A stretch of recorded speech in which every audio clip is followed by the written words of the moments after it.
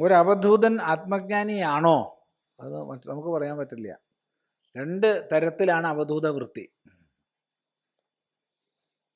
ഒന്ന്, പരമമായ ആത്മജ്ഞാന മഹിമയിൽ കഴിയുന്ന ഒരു മഹാത്മാവ്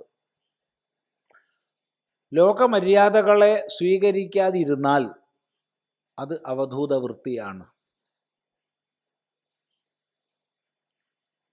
അപ്പം അവധൂത വൃത്തിയിൽ കഴിയുന്ന എല്ലാവരും ആത്മജ്ഞാനികളാണെന്ന് പറയാൻ പറ്റില്ല. ആത്മജ്ഞാനികളായ മഹാപുരുഷന്മാർ ലോകമര്യാദയെ സ്വീകരിക്കാതിരിക്കുമ്പോൾ അത് അവധൂത സ്ഥിതിയാണ്. രണ്ട്, ഉച്ചകോടിയിൽപ്പെട്ട വൈരാഗ്യമുള്ളവർ,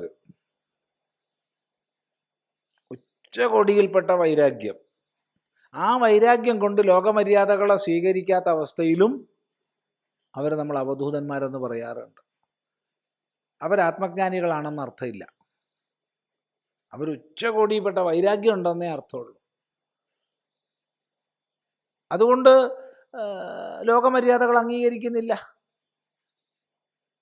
അതുകൊണ്ട് ഒരു അവധൂതനെ കണ്ടാൽ അത് ആത്മജ്ഞാനിയാണെന്നോ അല്ലെന്നോ നമുക്ക് പറയാൻ പറ്റില്ല. ആശയം വ്യക്തമെന്ന് വിചാരിക്കുന്നു. ഒരാത്മവിജ്ഞാനിക്ക് സാധിക്കുന്ന രണ്ട് ചര്യകളാണ്: ഒന്ന്, ലോകമര്യാദകളെ അംഗീകരിക്കുക; രണ്ട്, ലോകമര്യാദകളെ അംഗീകരിക്കാതിരിക്കുക. ലോകമര്യാദകളെ അംഗീകരിച്ചാൽ ഈ ലോകത്തിൻ്റെ സാധാരണ വ്യവഹാരം, ചോദിച്ചാൽ മറുപടി പറയുക, കുളിക്കുക, അങ്ങനെയൊക്കെ എല്ലാ വ്യവഹാരങ്ങളും ചെയ്തുകൊണ്ട് കഴിയുക. ലോകമര്യാദകളെ അംഗീകരിക്കാത്ത അവസ്ഥയിൽ അയാൾ അവധൂതനാണ്, ആത്മജ്ഞാനിയുമാണ്. രണ്ടാമത് പറഞ്ഞാൽ ആത്മജ്ഞാനി ആയിക്കൊള്ളണമെന്നില്ല, പക്ഷെ ഉച്ചകോടിപ്പെട്ട വൈരാഗ്യം ഉണ്ടാവും, എല്ലാത്തിനോടും വൈരാഗ്യം. ഇങ്ങനെ രണ്ട് തരത്തിൽ അവധൂതന്മാരുണ്ട്.